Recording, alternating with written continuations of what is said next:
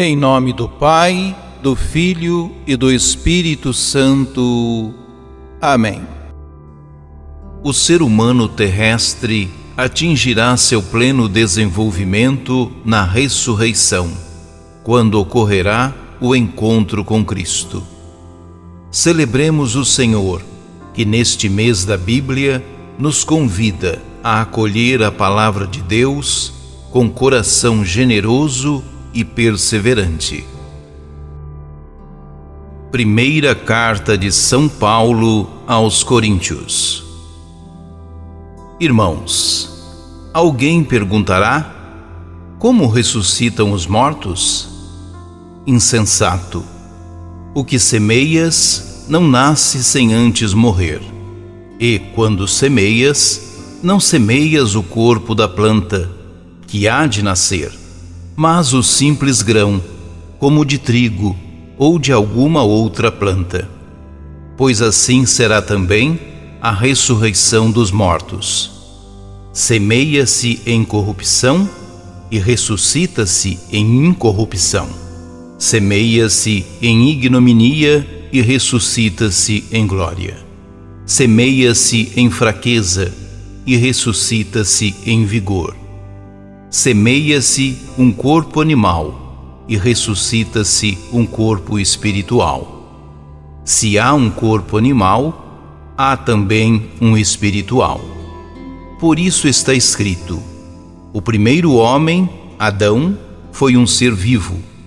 O segundo Adão é um espírito vivificante. Veio primeiro não o homem espiritual, mas o homem natural. Depois é que veio o homem espiritual. O primeiro homem, tirado da terra, é terrestre. O segundo homem vem do céu. Como foi o homem terrestre, assim também são as pessoas terrestres.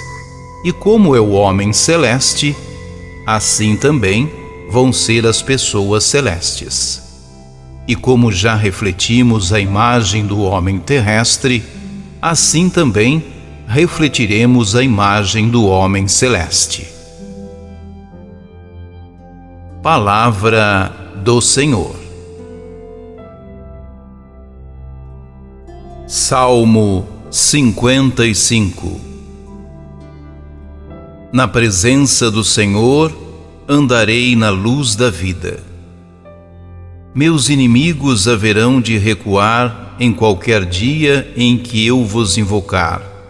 Tenho certeza, o Senhor está comigo. Confio em Deus e louvarei sua promessa. É no Senhor que eu confio e nada temo. Que poderia contra mim um ser mortal? Devo cumprir, ó Deus, os votos que vos fiz, e vos oferto um sacrifício de louvor, porque da morte arrancastes minha vida e não deixastes os meus pés escorregarem, para que eu ande na presença do Senhor, na luz da vida. Na presença do Senhor andarei na luz da vida.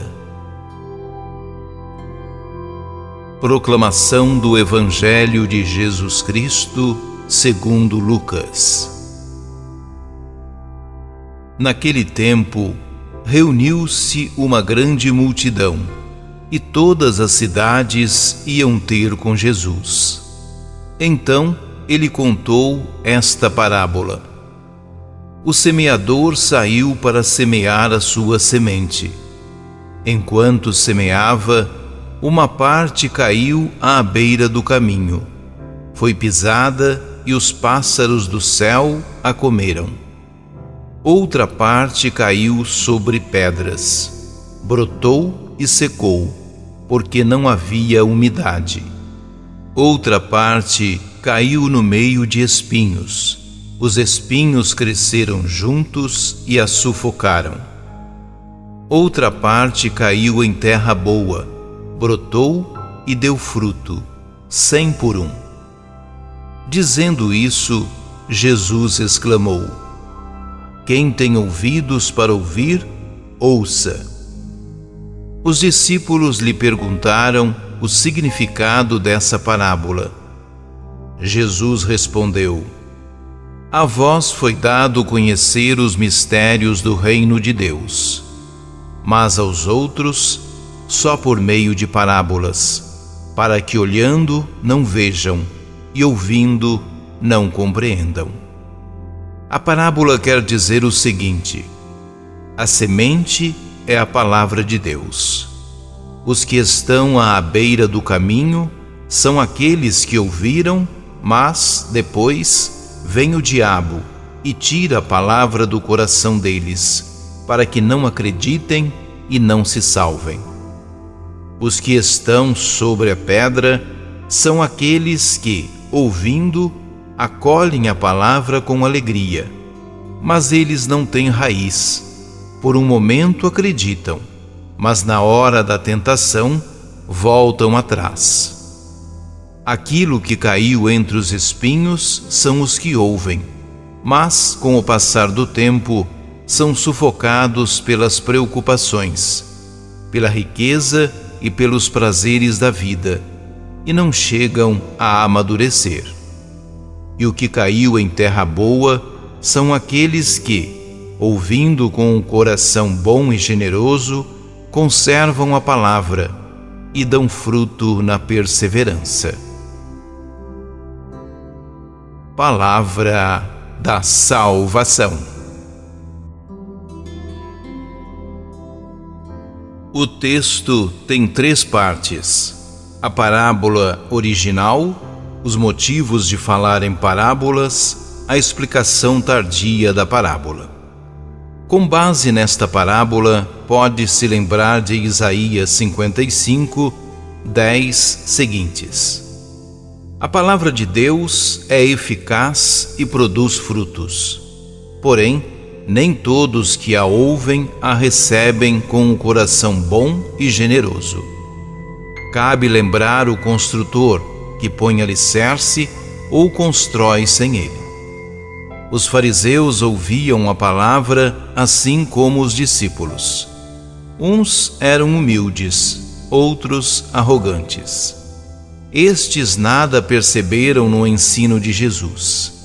Aqueles ouviram e largaram tudo para segui-lo. Neles, a palavra produziu frutos. Jesus narra e explica a parábola do semeador. A semente é a mesma. Os terrenos é que são diferentes. Cada um dá um fruto segundo suas condições. 2/3 são terrenos defeituosos ou inférteis. O resultado é minguado, insatisfatório. O terreno bom, sim, produz abundantes frutos. Cada um de nós verifique a qualidade do próprio terreno. Em outras palavras, como ouvimos a palavra de Deus e o que fazemos para transformá-la em boas obras? Cabe-nos examinar a consciência e, sinceramente, descobrir os obstáculos por que a palavra de Deus não dá fruto em nós. São as preocupações com os bens materiais? Ou, talvez, a indolência e a falta de interesse pelas coisas de Deus e a vida da igreja? Deus continua a semear generosamente sua palavra no terreno do mundo e no interior do nosso coração. A perseverança é fundamental para que os frutos dessa semeadura se efetivem. Oremos. Senhor, na certeza da ressurreição de Cristo, também eu desejo ser ressuscitado e desfrutar da glória celeste. Amém.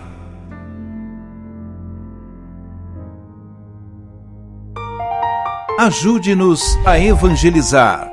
Se inscrevam em nosso canal, ativem o sininho, dê o joinha em nossos vídeos e compartilhem a palavra de Deus.